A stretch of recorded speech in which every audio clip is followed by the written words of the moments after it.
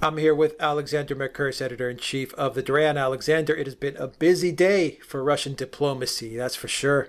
Putin was in Syria meeting with Assad, and then he jetted off to meet with Erdogan and to discuss Libya, to discuss Iran, Iraq, and of course to open up the TurkStream.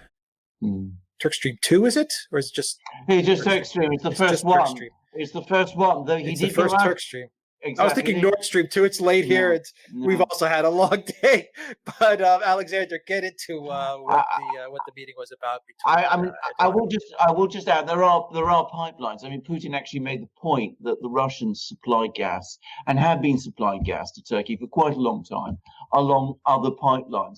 There's one that goes through the Balkans, the Trans-Balkan pipeline. That's a spur from the big Druzhba pipeline that goes through Ukraine. And then there's a spur that goes around to Turkey. And then there's another pipeline called Blue Stream. But the TurkStream pipeline is the first big pipeline that's going to link up Russia with Turkey, create this big gas hub in Turkey, in European Turkey, near Istanbul. And then the spurs are going to be built from that through the Balkans, through Bulgaria and Serbia, and into Central Europe, and that will be a very, very important pipeline, providing Russian gas to Central and Southern Europe, bypassing Ukraine, reducing dramatically Ukraine's leverage. And that pipeline is now open. It's an important pipeline, and it's interesting to say that alongside Erdogan and Putin, the Prime Minister of Bulgaria and the president of Serbia were also there. They also attended the summit. They were also at the ceremony for the opening of this pipeline.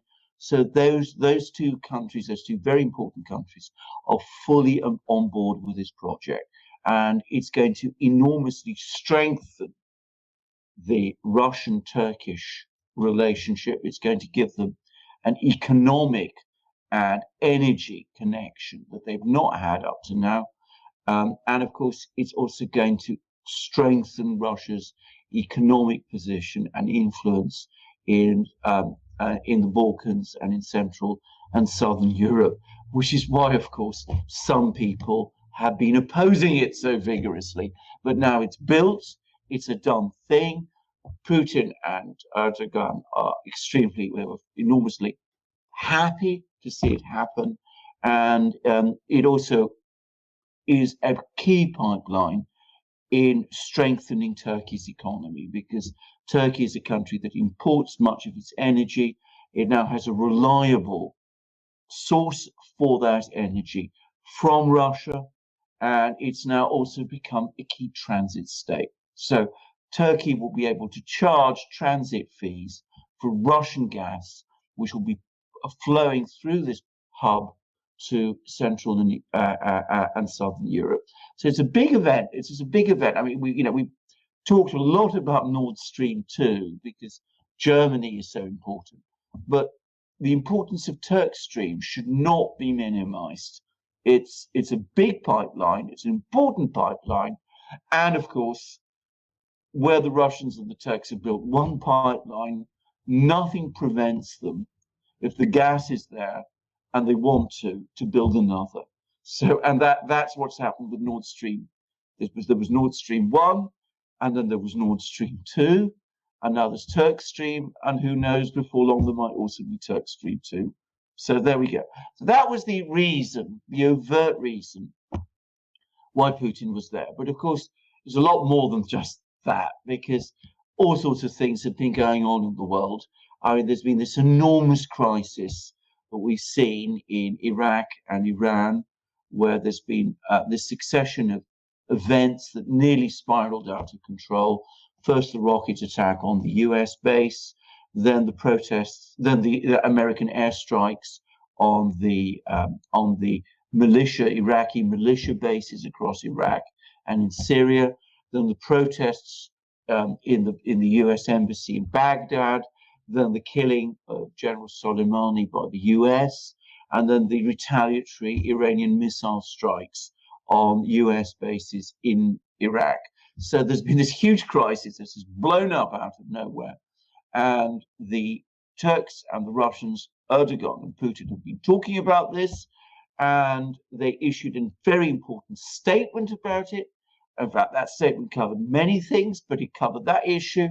And they both said that they considered the killing of Soleimani to be highly destabilizing and inappropriate. And they both called for restraint. And in fact, it's absolutely clear that the Russians and the Turks are fully on the same page in relation to the Iraq-Iran crisis situation with the United States. In other words, they want to see a de-escalation, but on balance, they are friends of Iran. They want to see, they support Iran through this crisis. They think that the attack on Soleimani was inappropriate, but they're going to help both sides to the extent that they can de-escalate. And as we've seen with Donald Trump's statement, that kind of diplomacy, of which much more has been going on than we know, much more has been going on behind the scenes that we know about, that's had some success. The situation at the moment does seem to be tamping down. Then they also talked about Syria, and they talked about the importance of carrying out all the various agreements that each of them reached together. And the way to read that is that the Turks are giving a kind of green light to the Russians to sort out the business in Idlib. That's not quite what the statement says, but that's how I read it. So the Turks are not going to stand in the way of a pacification of Idlib. And of course, Libya. And that was the new thing. That was the completely new subject. And this is where the ground was broken, because what the Russians and the Turks have now agreed is that they're going to set themselves up as the mediators for this conflict, joint mediators. And they've decided that they're going to press for a ceasefire by the 12th of January, which is an ambitious target, and that they're going to try and broker a deal between the Libyan factions. Now that, I have to say, surprised me. I didn't expect that. I wonder where the initiative from all this came from. But here we see Putin, the arch negotiator, meets up with Erdogan, the tremendously skillful, bargainer, and they've come to some kind of consensus. So that works very well for Erdogan. I mean, it has the Russians, and the Russians now at his back. They're going to be brokering a deal in Libya. That makes Turkey look important. It asserts Turkish influence in the Eastern Mediterranean. But the Russians have got something too, because, of course, it means that now that they're working with the Turks in Libya, they can, to some extent, control what the Turks do in Libya. And that means that they will be able to contain that crisis also, that slightly escalating crisis, so that we won't hopefully see Turkish warships being, maneuvering around the Eastern Mediterranean, frightening countries like Cyprus and Greece, antagonizing Egypt and Israel, potentially creating another conflict there. So we see again a diplomatic solution to a difficult crisis, nipped in a sense in the bud. And as I said, I wonder where the initiative came from. I suspect it came from the Russians. Yeah, I mean, this is the crisis that a lot of people have forgotten about, because everyone was still focused on Iran and the U.S. and Iraq, that we were very close to a conflict in Libya as well, an all-out conflict between Turkey, between Egypt, Greece, Cyprus, all these countries involved in EastMed, France. And at the same time that Putin was meeting with Erdogan, Alexander, we also had Mitsotakis, the Greek prime minister, in D.C. meeting with Trump. Let me read you a statement from that meeting as well, and you can close out this video. So this is from Kathimerini, and it goes like this. Mitsotakis said Greece is, quote, very much interested in participating in the F-35 program, He said the maritime border agreement between Libya's Tripoli-based government and Turkey, quote, infringes upon Greece's sovereign rights. We're very much looking for your support because it is a very important issue for my country, Mitsotakis told Trump. Asked if he will talk to Turkish President Recep Tayyip Erdogan about the issue, the U.S. president gave a general answer, quote, we are talking to him and we're discussing with many other countries about that subject specifically. We'll be talking to Russia. Many countries are involved. It's now a mess and they know where we stand, end quote. Yes, I know. So, I mean, this is Greece trying to strengthen its alliances, its alliances with the US, with France, no doubt. And Mitsotakis going to Washington, trying to get Donald Trump interested in this. I don't think Donald Trump is actually very interested in Libya. I mean, why would he want to be? I mean, what he knows about Libya is that there was this terrible debacle there, which Hillary Clinton authored, and which ended up with the US ambassador being killed in Benghazi. So I think that's a part of the world where Donald Trump knows that he's going to walk very carefully. So he doesn't want to get drawn into a conflict in Libya. And it's interesting that he mentioned the Russians. And I wonder whether he wasn't given some kind of steer from somewhere about what was coming between Putin and Erdogan. Because to be quite frank, what Mitsotakis does in Washington seems almost irrelevant. It's almost marginalized by this massive agreement that Erdogan and Putin have come to with each other. And Mitsotakis could go to Washington. By the way, I think he's right to go to Washington. You need to have your friends behind you in these sorts of conflicts. But ultimately, it's quite clear that it's the Russians and the Turks who are going to make the key decisions now in Libya, just as they made them in Syria. And that is new. That is surprising. So we're going to get Turkish troops coming to Libya to sort of stabilize the situation for the government in Tripoli. And we'll see the Russians who've got this influence now with General Haftar. They will be obviously representing his interests, and there will be some kind of negotiation going on and a ceasefire. And we'll see where all this goes, and we'll see whether anybody wants to try and act as a spoiler and disrupt this negotiation, and how these two big powers, Russia and Turkey, react. But, the Russians and the Turks together have worked to stabilize Syria. I say that with some qualifications, because Erdogan is perhaps the man who bears, if anything, the greatest, very high responsibility for destabilizing Syria in the first place.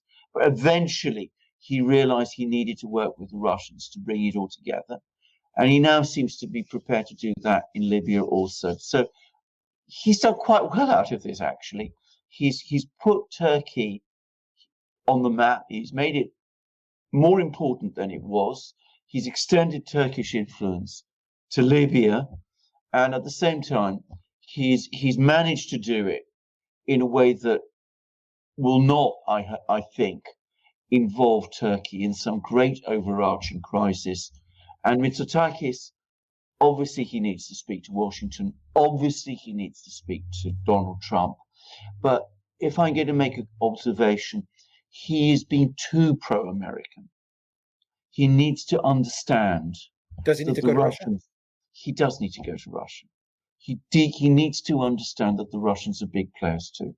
And he's been almost, if I have to say it frankly, hostile to the Russians, which, by the way, his predecessor, Tsipras, was also becoming hostile to the Russians. They were drifting into a almost an anti-Russian position. But the danger of doing that is that they will end up with a situation where Greece is finding that Russia is doing all the major deals with Turkey, and Greece doesn't have a voice in them. And that's something that I think, the Greeks need to think about. This is no surprise, though. I mean, No. What happened in North Macedonia? No. with the Russian diplomats. That was a very Right. anti-Russian stance Yeah. via the Tsipras government. Yeah. The fact that you have Jeffrey Pyatt, the ambassador of Ukraine, who orchestrated the Ukraine coup and who's, one of the biggest anti-Russian, diplomats in the world, extremely anti-Russian. He's the ambassador in Athens right now as well. So I don't think it's a surprise that Greece has really turned its back on Russia. But the danger there, Alexander, is going back to the energy component of all of this and moving a little bit away from Libya. Does Russia now play the part of spoiler for the EastMed project, in that now that it's got TurkStream and it's got the natural gas and the energy going from Turkey into Europe, like you said, Bulgaria and Serbia were also involved in those talks. You have the EastMed pipeline, Israel, Cyprus, Greece, Italy, but now it looks like, but now you had Turkey who kind of, created a wedge right there by creating the Libya, treaty over there, and they created a little barrier of getting that gas through. And now you have Russia coming in and aligning with Turkey. And it seems to me that Russia is now playing a little bit of spoiler for the EastMed project in a way. I don't know if that's what Russia wants to do, but it seems that it's a pretty devious move by Putin. Well, can I just say, I don't think that that's what the Russians set out to do. That's not really their way of conducting things. I mean, they just generally let things, progress. And I don't think they see the EastMed pipeline project as a threat to their overriding dominance on in the European gas market, which But Turkey does. But Turkey does, exactly. And I think that's the key point. I mean, if you want to maintain these kind of pipeline projects in the Eastern Mediterranean, it's not a good idea to antagonize the Russians and to try and work against the Russians. Because if you do that, the Russians will make their own decisions and they will promote their own interests. And we see them now aligning ever more closely to Turkey. So is that in Greece's interests? Is it really in Greece's interests to find itself in a situation where Turkey and Russia become ever closer to each other? And if I'm going to be also blunt about this, what is the US going to do for Greece? I mean, what has the US done for Greece? When Mitsotakis talks to Trump, what does Trump say to him? Well, we give you all the support you need. Well, he didn't say that. He said, we're talking with all sorts of people all the time, including the Russians. That's what Trump said. So, look at who are making the decisions here. It's not ultimately the Americans, it is the Russians and the Turks. And it's better to work with the Russians rather than against them in Greece's interests. Greece had a lot of goodwill in Russia. The Russians still have a lot of goodwill towards Greece. It would be a mistake, a foolish mistake, to squander this out of some misguided feeling towards, because Jeffrey Pyatt is pouring ideas into your ears. I mean, can I also say something? I mean, we haven't been touching upon this very much recently, but there's also been the church conflict, and Pyatt has pressured the Greeks into getting the Greek church to recognize the schismatic church in Ukraine. There's been dissension within the Greek church about this, but there's reports I've been hearing that the Greek Foreign Office, the Greek Foreign Ministry, has been lobbying on behalf of Ukraine, Greek Orthodox patriarchs like the one in Alexandria and the one in Antioch and wherever, to try to get them to support this sort of schismatic church in Ukraine. That is extremely foolish. That is very, very, very misguided. As I said, this is something that the Russians are sensitive about, and it will annoy them, and it will annoy them unnecessarily. At the end of the day, Greece loses absolutely nothing by telling Jeffrey Pyatt, when he comes along with these ideas, to get lost. Yeah, he was the worst thing that ever happened to Greece. Yeah. The fact that he became ambassador. We said it from the beginning. The fact that he was ambassador to Greece was the worst thing that could have ever happened. I agree with you on your point that Greece needs to be close with the United States and with Russia. It always has been. It's always kept a nice balance. It's drifted away from that. Yes. A lot of the blame lies with Tsipras, who had a terrible foreign policy team around him. And, Mitsotakis needs to get his act together. There's no doubt about it. The church is going to really, really annoy the Russians. This part of the foreign policy initiative is destructive as well. I don't know what to say, Alexander. It seems that you're right once again, that the decisions on the ground are being made by Turkey and the Russians. And I always say this, at the end of the day, even the United States, when push comes to shove, will choose Turkey above Greece. Exactly. And now that the Russians are going to choose Turkey as well, it puts the Greeks in a very, very difficult position. And they should be under no illusions that the number one most important partner in NATO is always Turkey and always will be Turkey for the United States. That's just my opinion on it. I agree. I completely agree with that. I mean, we've discussed this many times. Neither of us thinks Turkey's leaving NATO. It doesn't have any reason to. It gets an awful lot out of NATO. Being NATO gives the Turks leverage with the Russians, oddly enough. So why should they leave NATO? But that doesn't prevent them working very closely with the Russians, as we see, or taking positions on the Iran crisis, which diametrically oppose those of the US. Turkey has found the ability to play an independent policy.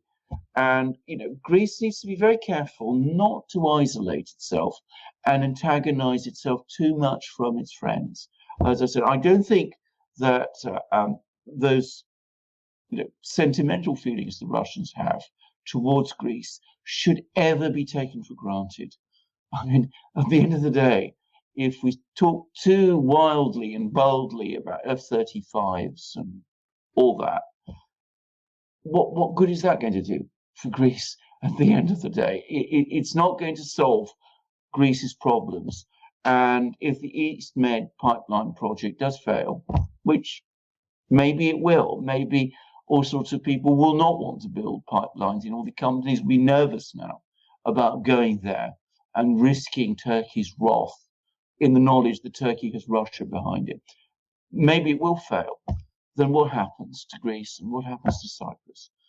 And I think you're right, Alexander, in that Trump is not that interested in the EastMed as much as Pompeo was, because I think Pompeo was more interested in the Israeli dominance of that energy pipeline more than anything else. And I mean, Trump, I'm not saying Trump wasn't interested in, Israel acting as the main, owner of that pipeline. But I think Pompeo put more of himself into getting the EastMed up and running than Trump did. Exactly. And I mean, at the end of the day, it's important for Greece, but it's not important for the US in the same way. I mean, we mustn't make the mistake of thinking that, Greece is more important to the US than it actually is. Turkey is much more important to the US than Greece ever will be. And that's the reality of it. Wow. Cold truths. Cold truths. All right. Alexander Mercouris, editor-in-chief of the Duran. Thank you very much. Boy, I'm not sure what the comments are going to be after this video. Anyway, let's see. All right, guys. Why should they be negative? Cold truths. Exactly. Okay, guys, if you like this video, click on the subscribe button down below. Click on the notifications bell. PayPal, Patreon, subscribe star, donate to us as well. It really helps out this channel a lot. And also donate to the NSW Rural Fire Services of Australia to help them fight the fires. I'll put a link for that donation, a direct donation there. But you can also donate to them by buying one of our ebooks, and then we will donate 100% of the proceeds to that charity in order to help Australia fight the fires. Alexander. That's right, because as I say, we've discussed this, we've talked about this a lot together. I should say the idea originally came from Alex, and it was, we were all, when we heard about it on the Duran, Peter and myself, we thought this is absolutely the right thing to do, because we've struggled with this story of fires in Australia. We all understand this is a big story. We also understand that this is an important story for people in Australia, and a very, very concerning one. And people's lives are at risk, and the environment there is at risk. But it's not something which, as a geopolitical channel, we really know how to cover very well. I mean, it's outside our area of expertise, and we're not going to, try and pretend that we know more about something than we actually do. So rather than just repeat other people's talking points, we said, how do we cover this story? And Alex said, well, we've got these ebooks, they're selling quite well. Let's give the proceeds from these ebooks now to the people who are fighting these fires, who are putting their lives at risk. Most of them, apparently nearly all of them, apart from Cada, are volunteers. They're putting their lives at risk, trying to save Australia's environment and lives and property, and also apparently, millions of animals, which I hadn't been aware of, but it seems there's been an absolute holocaust of animals in Australia too. So, that way we both cover the story in the way that we can, and we help people who deserve and need help and support. So that's why we're doing that. And those ebooks, there's 4 of them in our shop. 2 of them we did some time ago, one on Russiagate, one on Brexit. The one on Brexit was done before the recent election in Britain. But it's still, I think, an interesting book, and it explains a lot about the election. It also it provides part of the explanation, by the way, why the Conservatives won the election. Just go to the Brexit book and you'll find out about that. But the 2 new books are about the 2 big scandals underway in the United States. Ukrainegate, this scandal about nothing, put together by a whistleblower who actually saw nothing, orchestrated by the Democrats in Congress, who called all these witnesses, none of whom knows anything either. It's a scandal without a crime, without wrongdoing, without witnesses, and it's dominated the media in the United States for weeks and weeks and weeks, and we spent hours discussing it on our programs, and very frustrating it sometimes is for us to do. But there we are. We've done it. We've just explained it all in this book. And then we have the other scandal, which is the real scandal with Epstein, in which he multiple crimes, many victims, gross abuse of people, terrible things done. And of course, the media avoids it entirely. And we have faced major censorship issues whenever we try to cover it. But cover it, we have done. And you can find all our analysis and our discussion in our book. And both books, in fact, all of our ebooks have prefaces which I've written, which summarize the various points that we on the Duran have been making. So you can buy those books, you can learn all about those 2 big scandals, indeed all those other subjects too, all those other topics, and help those firefighters in Australia. And also you can donate directly to those firefighters. Alex has explained that.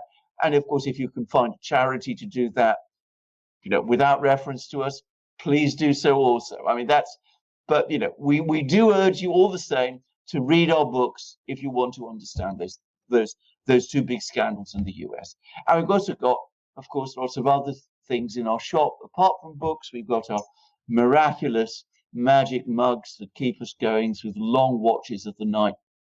I should say I got about 1.5 hours sleep last night, keeping up to date with the news that was going on around the world, in the Middle East, in the United States, in all sorts of places.